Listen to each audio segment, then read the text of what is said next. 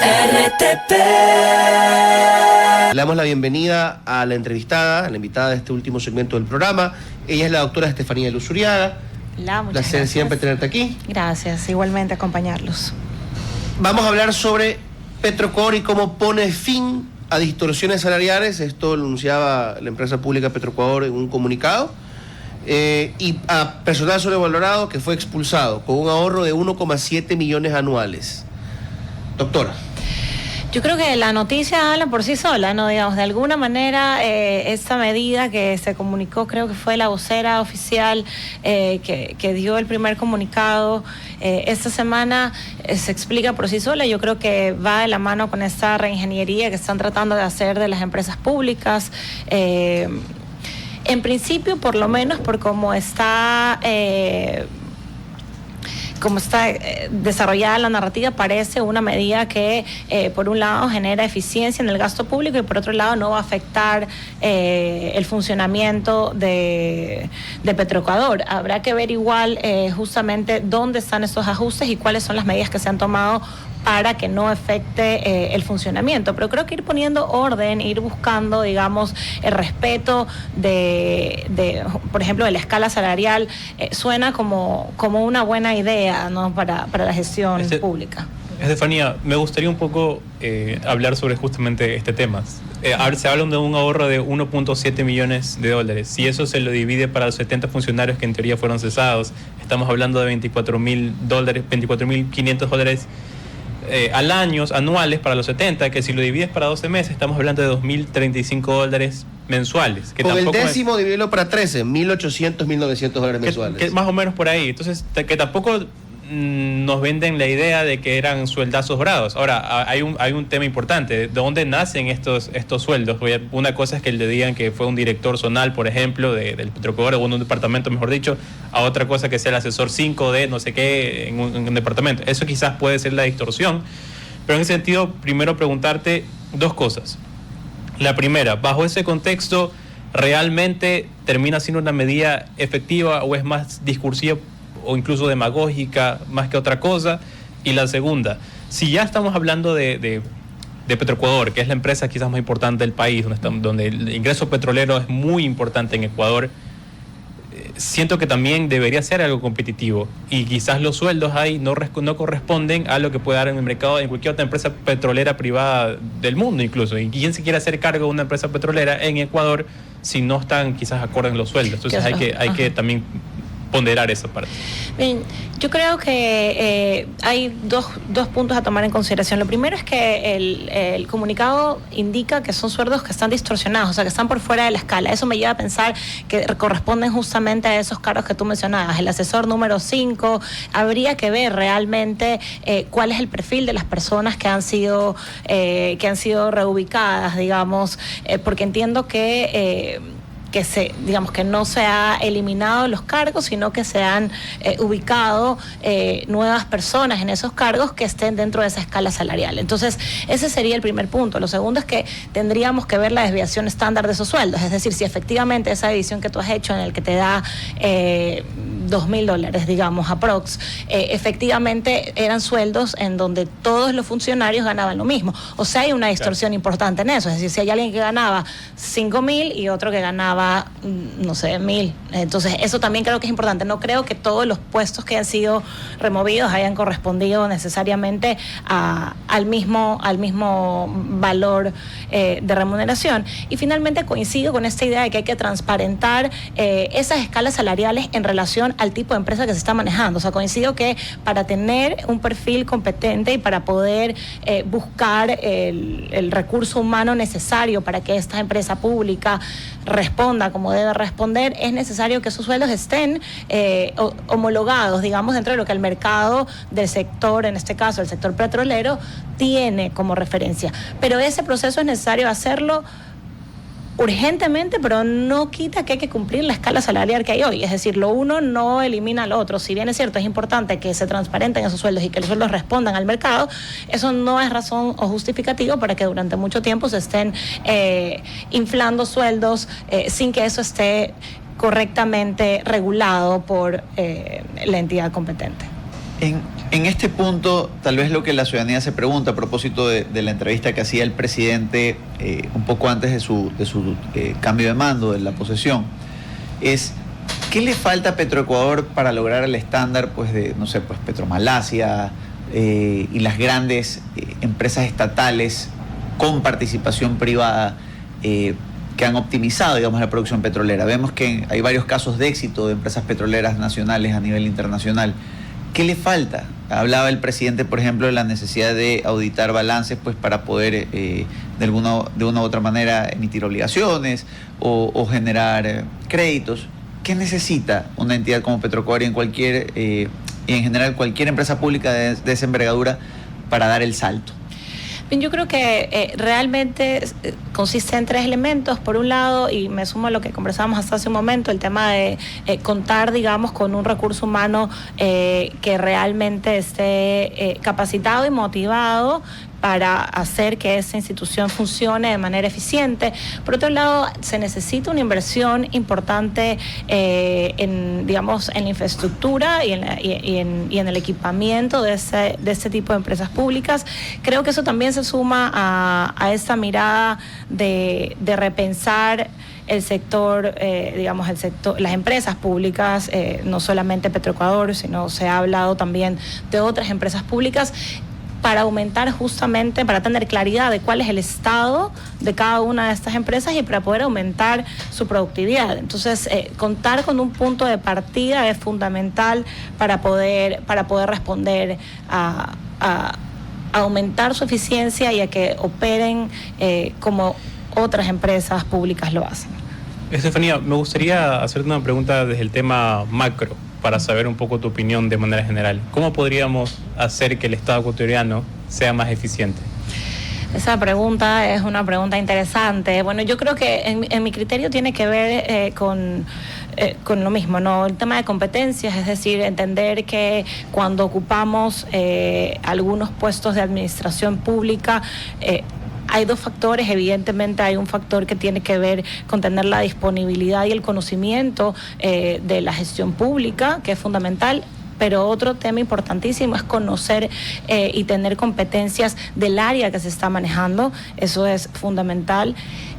Y luego creo que también entender al Estado como un proveedor de servicios ciudadanos desde una perspectiva de eficiencia en la prestación de esos servicios. Es decir, yo no me sumo necesariamente a estas miradas en la que el Estado se plantea de manera paralela a lo que podría ser una empresa y que se piense la eficiencia como en el sector privado, pero sí trasladar ese concepto de eficiencia a la prestación de servicios sociales y de garantías sociales que el Estado debe hacer. Y eso debería tener KPIs, indicadores que realmente sean medidos más allá de la gestión de un político de turno o de un gobierno particular, sino que estaríamos hablando de políticas de Estado, correcto.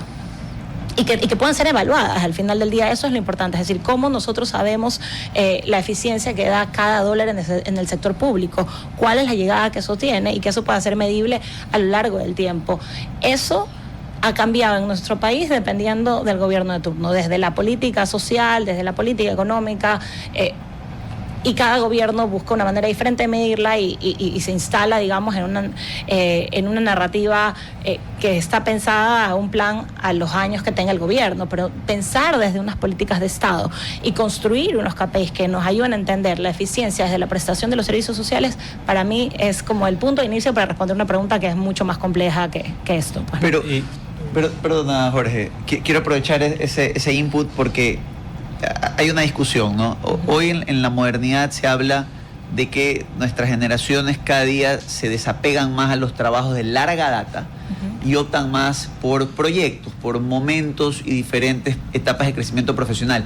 Sin embargo, es algo que por momentos no parece incidir en cómo vemos a la función pública.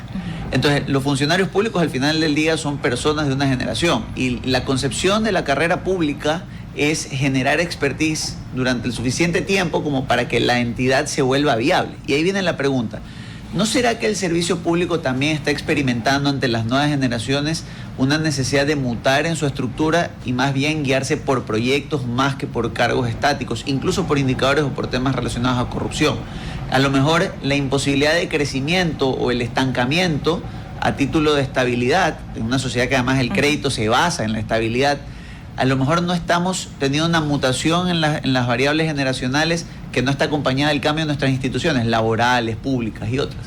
Definitivamente la carrera pública, como el funcionario tradicional, pensamos por ejemplo en el funcionario público de los 90 o del 2000, que era un funcionario que esperaba hacer toda su carrera política en un mismo sector, ha cambiado y ha mutado. Definitivamente la generación de proyectos específicos se lleva, por lo menos en el espacio comunicacional, gran parte de la escena, es decir, más que la institución en sí misma, los proyectos emblemáticos de los gobiernos ocupan gran parte de la agenda y eso justamente responde a lo que acabas de mencionar.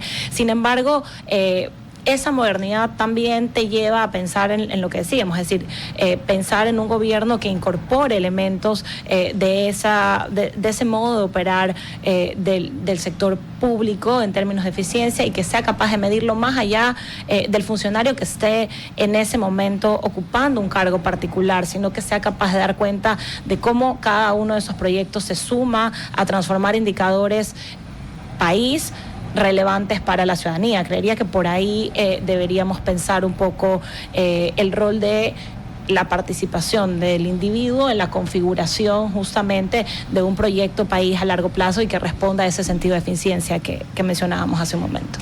Hablamos un poco de políticas de Estado versus políticas de gobierno. Eso es algo que yo he hablado bastante en el programa. Siento que es muy importante tener esa distinción a nivel Estado en general.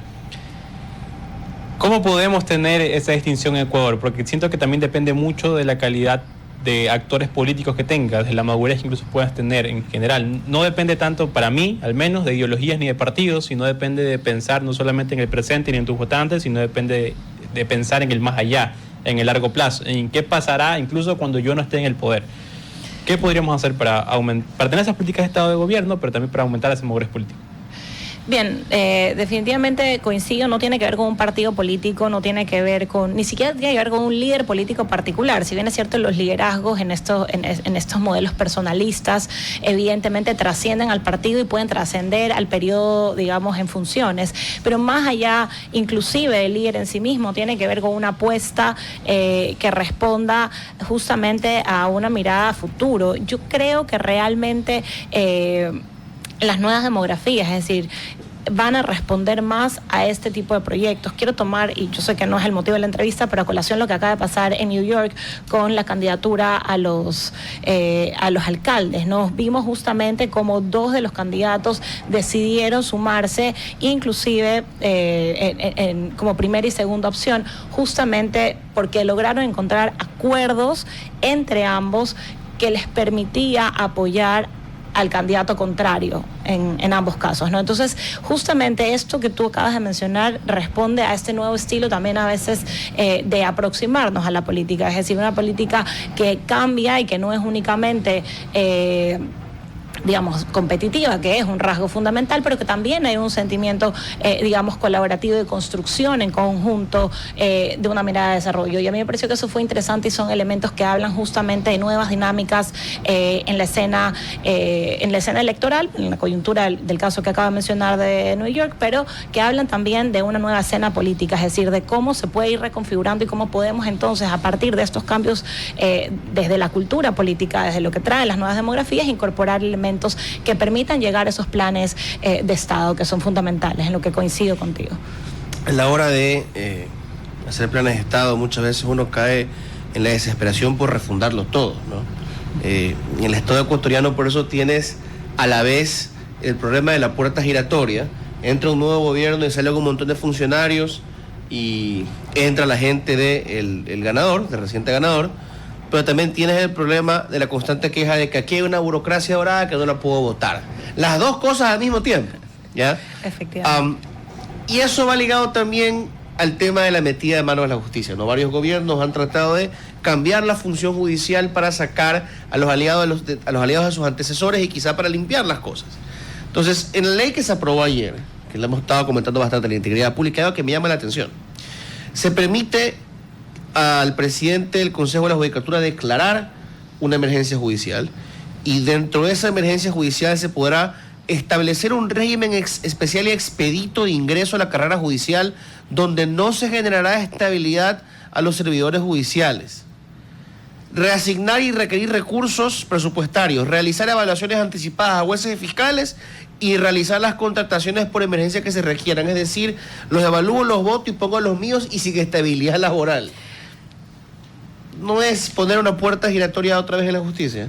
Coincido con la puerta giratoria. Definitivamente, a ver, esto podemos argumentarlo como una flexibilidad, ¿no? Digamos, se flexibiliza el posicionamiento de estos jueces, pero definitivamente apela un poco a este concepto, ¿no? Y es ese concepto de necesitamos poner a la gente que consideramos apta para cumplir las funciones. Ahora bien, creo que hay un tema importante, y es que entender el posicionamiento, digamos, de los servidores públicos es también pensar como en una estructura, ¿no? Entonces tenemos aquellos que de alguna manera están ahí realmente por un voto de confianza, digamos, es decir, porque cumplen con algunas características que le dan la confianza al mandatario de que puede gestionar, de que puede manejar cada una de esas carteras, pero también hay unos que son muy operativos, que son justamente esa burocracia que luego dicen que no se puede mover, es decir, estos cargos que muchas veces pasan por años en la función pública, y que de alguna manera yo creo que hay que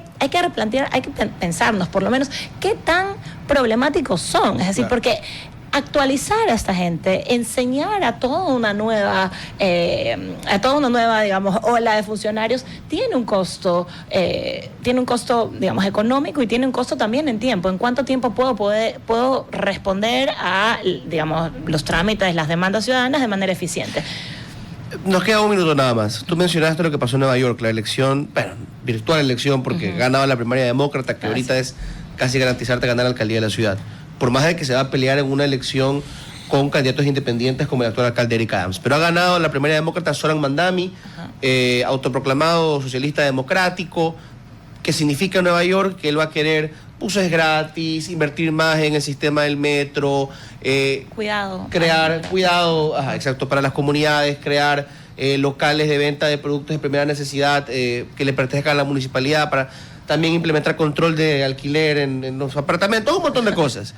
Él se fue en contra de la directiva de su partido. Los demócratas del establishment no querían que gane él, y llegaron al punto de apoyar a Andrew Cuomo, que salió por la puerta de atrás de la gobernación del estado de Nueva York.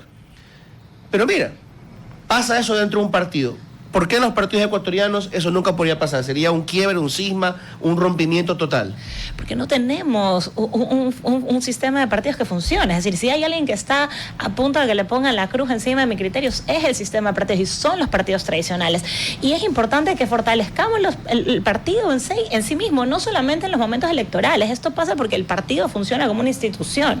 Y esa institución tiene un momento electoral, que evidentemente es el momento donde hay mayor actividad y donde obviamente se posiciona el partido en la agenda mediática. Hablamos todos de los partidos, habla la ciudadanía de los partidos, pero hay todo un trabajo que se hace también durante los otros periodos, y eso permite justamente que pueda haber una renovación real del partido. Y vemos cosas interesantes, y es que se revela, pero se revela de la mano de Alexandra Ocasio, que tiene una fuerza importantísima del partido, y de Bernie Sanders, que si bien es cierto, siempre ha sido un outsider, ha estado como en esta escena un poco más de la izquierda. Se ha ganado su respeto y su lugar en el Senado. Y dice que Ocasio-Cortez, digamos, aspira a ser la siguiente Bernie. 9:31. Gracias, Estefanía, doctora, por habernos acompañado. Por invitarme. RTP